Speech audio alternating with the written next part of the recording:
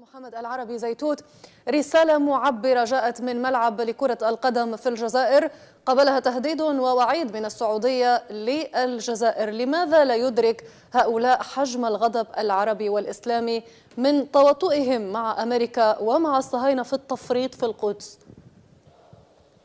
السلام عليكم ورحمة الله.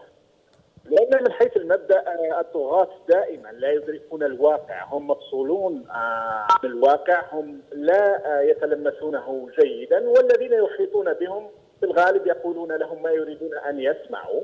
وبن سلمان ما يسمعه اليوم هو أنه زعيم، وأنه يقود حروب، وأنه حاكم لا يجر له غبار، وبالتالي يستطيع أن يهدد كما يشاء، أو سفراء في البلدان يهددون من يشاء، يتهمون من يشاء، اعتقادا منهم من أن هذا التصرف هو التصرف الصحيح. طبعا بالنسبة لسفيره في الجزائر وقد هدد الجزائريين لن يذهب بعيدا بتهديده، ولكنه يريد أن يقول لسيده أنه يقوم بما يجب أن يقوم به أو أكثر حتى. ما دلالة التهديد أستاذ محمد؟ يعني كيف يمكن لدولة أن تهدد شعب دولة أخرى؟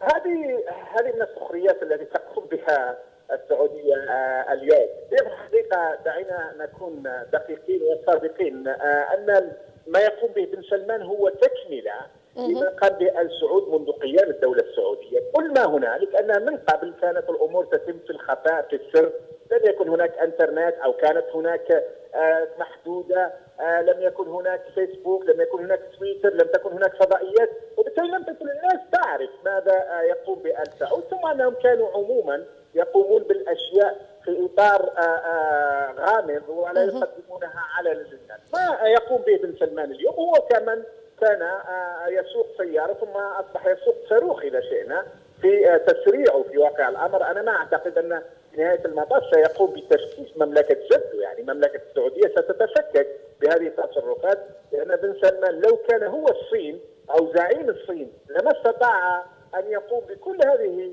المناوشات والمعارك والصراعات في الداخل والخارج.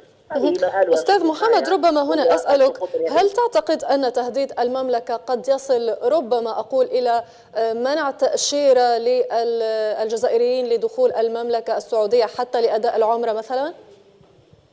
لا، لن يذهبوا إلى ذلك الحد، لأنهم يعرفون من أن رد فعل الشعب الجزائري قد يكون ربما أسوأ في اتجاههم، لأن النظام في الجزائر عموما لا يريد أن يدخل في خصومات. هو نظام ضعيف جدا وهو يحتاج إلى الدعم الخارجي، لا يريد أن يدخل في خصومة مع آل سعود، ويريد أن يبقى في وضعه الضعيف المهترئ، ولكنه يريد أن يصل معهم إلى حل. قد يلقون القبض على من رسم الصورة، وربما تكون هناك تمثيلية لمحاكمته، لكي يكون هناك ربما قول آل سعود لا تخشوا شيء، نحن سنقوم بما يجب، ولكنها آل سعود لن يستطيعوا أن يفعلوا شيء في الجزائر في واقع الأمر لأسباب متعددة، منها أن هناك رأي عام غالب إن لم يكن كامل معادي لسياساتهم ولمواقف